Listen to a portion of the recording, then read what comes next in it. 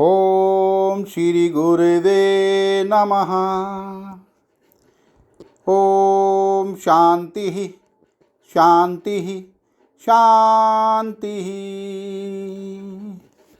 प्रणाम भगवान योग वासिष्ठ महारामायण से उपसम प्रकरण सर्ग नंबर 79 से 81 और शीर्षक है चित्त के उपसम के लिए ज्ञान योग रूप उपाय एवं विवेक विचार के द्वारा चित्त का विनाश होने पर ब्रह्म विचार से परमात्मा की प्राप्ति। सत्संग लेते हैं। भगवान श्री रामचंद्र जी ने कहा, भगवान उपर्युक्त दोनों उपाय में से आपने योग मुक्त पुरुष के चित्त विनाश का ही निरूपण किया है। अब आप अनुग्रह करके मुझे यथार्थ ज्ञान का सम्यक प्रकार से निरूपण कीजिए। श्री वशिष्ठ जी बोले, श्री राम, इस जगत में आदि और अंत से रहित प्रकाश स्वरूप परमात्मा ही है। इस प्रकार का जो दृढ़ निश्चय है, उसी निश्चय को ज्ञानी महात्मागण सम्यक ज्ञान यानी परमात्मा के स्वरूप का यथार्थ ज्ञान कहते हैं। ये जो घटपट आदि आकारों से युक्त पदार्थों के सैकड़ों समूह हैं, वे सब परमात्म स्वरूप ही हैं, उससे भिन्न कुछ अन्य नहीं है। इस प्रकार का दृढ़ निश्चय ही परमात्मा के स्वरूप का यथार्थ ज्ञान है।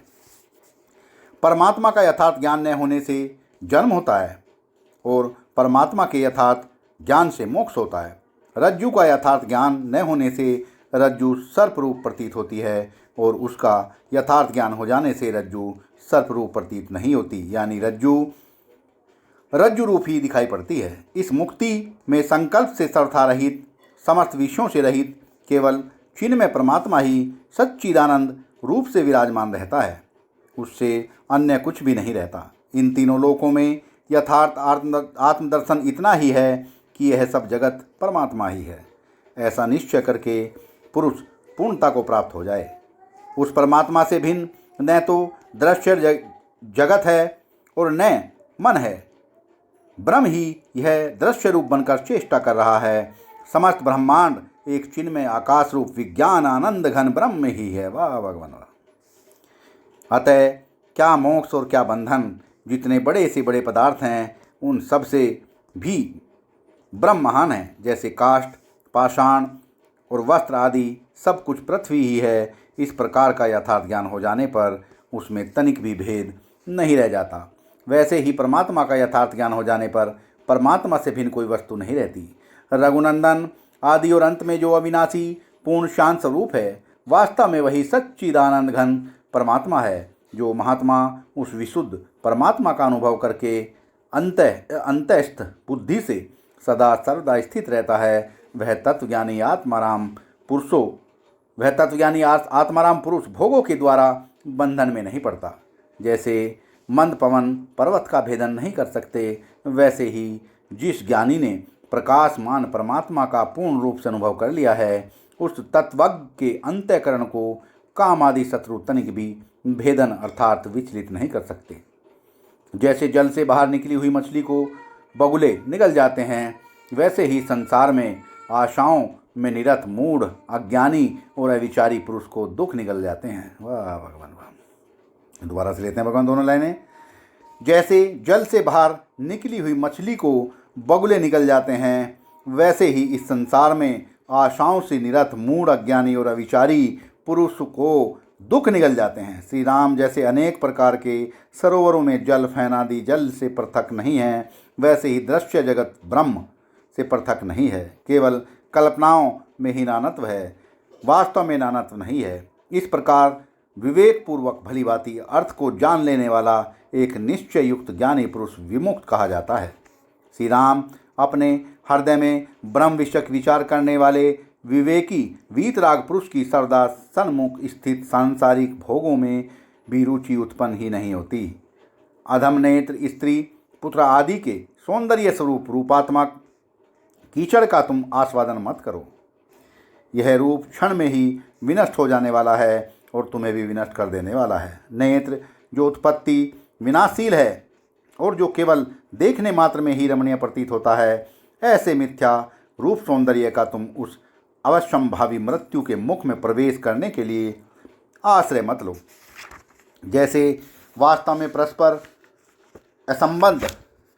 असंबद्ध मुख दर्पण और प्रतिबिंब एक दूसरे से संबद्ध प्रतीत होते हैं, वैसे ही वास्तव में परस्पर एक दूसरे से असंबद्ध रूप प्रकाश और मन एक दूसरे से संबद्ध प्रतीत होते रहते हैं। जैसे दो काट लहा के द्वारा एक दूसरे से संश्लिष्ट हो जाते हैं, वैसे ही ये रूप आलोक और संकल्प आदि मनन चित्त की कल्पना से एक दूसरे से संश्लिष्ट हो जाते हैं। अपने चित्त का संकल्प विकल्पात्मक तंतु विवेकशील बुद्धि के द्वारा यत्नपूर्वक किए गए विवेक विचार रूप अभ्यास से विनष्ट हो जाता है। फिर उस तंतु के नष्ट हो जाने पर स्वभावतः ही अज्ञान भावना प्रवृत्त नहीं होती। अज्ञान के विनाश से क्षीण हुए मन में फिर ये रूप आलोक और मनन कोई भी एक दूसरे से संगठित नहीं होते। चित्त, तुम मिथ्या ही उछल कूद मचाते हो। मैंने तुम्हारे उच्छेद के लिए उपाय ढूंढ निकाला है। यदि तुम आदि और अंत दोनों में नितांत तुच्छ अर्थात क्षणभंगुर हो, इसलिए वर्तमान काल में भी विनष्ट ही हो। तुम इंद्रियों से संबंध शब्द आदि 5 विषयों के द्वारा अपने भीतर क्यों वृथा उछल रहे हो? जो मनुष्य तुम्हें अपना मानता है उसी के सामने तुम उछल कूद करते हो, किंतु तुम दुष्ट चित्त, तुम्हारी उछल कूद से मुझे तनिक भी प्रसन्नता नहीं होती। तुम रहो चाहे जाओ, तुम न हो तो मेरे हो और न तुम जीते हो। तुम न तो मेरे हो और न तुम जीते हो। ये कुछ इस तरह होना चाहिए भगवान कि तुम रहो चाहे जाओ, तुम न तो मरे हो और न तुम जीते हो। विचार करने पर अपने मिथ्या स्वभाव से तुम सदा मर्तक ही हो। तुम सार रहित जड़ भ्रांत और सठ हो।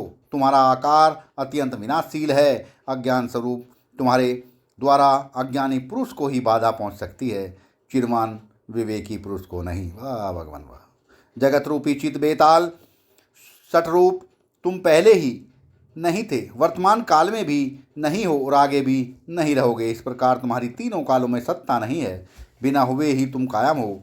तुम्हें क्या लज्जा नहीं आती? चित्त रूप बेताल तृष्णा रूपी पिचासिनों तथा क्रोध आदि गुहाओं के साथ तुम मेरे शरीर रूपी घर से बाहर निकल जाओ। बड़े आश्चर्य की बात है कि महान जड़ एवं क्षणभंगुर सठ मन ने इस समस्त जन समूह को विवश कर रखा है। अज्ञानी दीनचित, मैं आज तुमको मारता नहीं हूँ, क्योंकि तुम पहले से ही मर चुके हो। यह मैंने जान लिया है। चित्त मरा हुआ है, अतः उसका अस्तित्व ही नहीं है। यह मैंने आज जान लिया। इसलिए मैं चित्त के आश्रय का परित्याग करके केवल अपने परमात्मा में ही स्थित हूँ। मन को देह रूपी घर से क्षण भर में निकाल कर मैं इस वेताल रूप मन से रहित हो भीतर से स्वस्थ हुआ स्थित हूँ। भाग्यवश बहुत काल के अनंतर अब मैंने विचार रूपी तलवार से पीड़ित कर चित्त रूपी वेताल को, जो ताल वृक्ष के सदृश ऊंचाई से युक्त है, हृदय मंदिर से हटा दिया है। चित्त रूपी वेताल के शांत हो जाने और पवित्र पदवी को प्राप्त कर लेने पर अब उत्तम भाग्य से शरीर रूपी नगर में केवल मैं सुखपूर्वक स्थित हूँ। विवेक विचार रूपी मंत्र से मन, चिंता और अहंकार रूपी राक्षस का विनाश हो गया है। अब समस्त विषमताओं से रहित मैं केवल अपने स्वरूप में ही स्थित हूँ। एक कृतकृत्य नित्य विशुद्ध स्वरूप तथा निर्विकल्प सच्चिदानंद घन परमात्मा रूप मुझको बार बार नमस्कार है। विकार शून्य नित्य अंश रहित सर्वस्वरूप तथा सर्वकालात्मक परमात्मा स्वरूप मुझको बार बार नमस्कार है। वाह भगवान वाह। अपने आप को स्वरूप को किस तरह से नमस्कार कर रहे हैं। दोबारा से लेते हैं भगवान चारों लाइनें। एक कृतकृतज्ञ नित्य विशुद्ध स्वरूप तथा निर्विकल्प सच्चिदानंद घन परमात्मा रूप मुझको बार बार नमस्कार है। विकार शून्य नित्य अंश रहित सर्वस्वरूप तथा सर्वकालात्मक परमात्म स्वरूप मुझको बार बार नमस्कार है। नाम और रूप से रहित प्रकाश रूप स्वयं अपने आप में ही स्थित अद्वितीय सच्चिदानंद घन परमात्मा स्वरूप मुझको ही बार बार नमस्कार है।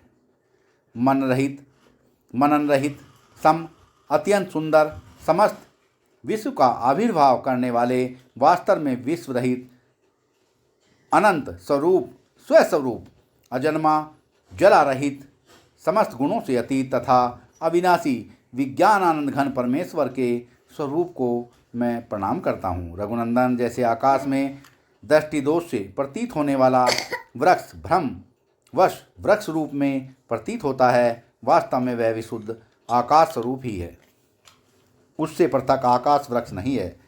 वैसे ही चित्त अविद्यामान, जड़ और माया का कार्य होने से निश्चय रूप से असत ही है, वह परमात्मा से भिन्न कोई पदार्थ नहीं है। जैसे नौका में स्थित अज्ञानी बालक को तटवर्ती वृक्ष और पहाड़ में प्रतीत होने वाली गति केवल भ्रांति से ही दिखाई पड़ती है, वैसे ही अज्ञानी पुरुष को यह चित्त दिखाई पड़ता है, किंतु आत्मज्ञानी तत्व की दृष्टि में वह असमन्वय ही है ही नहीं। मेरे समस्त संदेह शांत हो चुके हैं, समस्त चिंता जबरों से रहित होकर मैं स्वानुभाव से ही इच्छाओं से रहित हुआ स्थित हूँ। मेरा चित्त मर गया, तृष्णाएं हट गई और मैं मोह तथा अहंकार से रहित हो गया। इससे मैंने अपने स्वाभाविक वास्तविक स्वरूप को जान लिया। जगत शांत होकर अद्वितीय पर ब्रह्म स्वरूप ही हो गया है और नानत्व वास्तव में है ही नहीं। जीवत्व से तथा आदि और अंत से रहित पवित्र परम पद को मैं प्राप्त हो गया हूँ।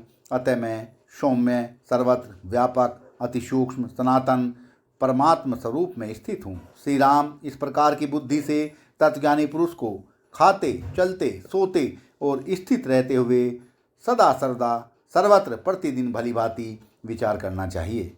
जिनका अंतःकरण प्रमुदित है, जिनकी शरद ऋतु के चंद्रमा की तरह चमकती मुक्कांति है और जो प्राप्त हुए शास्त्र अनुमोदित व्यवहारों में विहार करते हैं, वे असीम बुद्धि वाले महापुरुष इस संसार में मान और मद से रहित हुए सुख पूर्वक विचरण करते हैं। सत्संग को विराम देते हैं भगवान। प्रणाम भगवान।